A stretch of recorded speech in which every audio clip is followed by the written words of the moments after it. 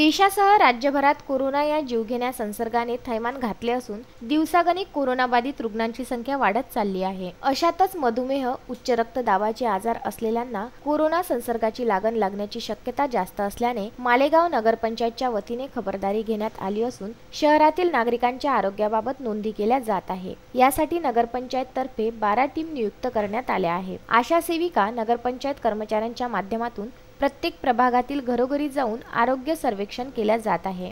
आम्ही 1 ते 17 वार्ड यासाठी 12 पथक नेमलेले आहेत। त्याच्यामध्ये 2 आशा आणि 1 नगरपंचायतचा कर्मचारी आहे।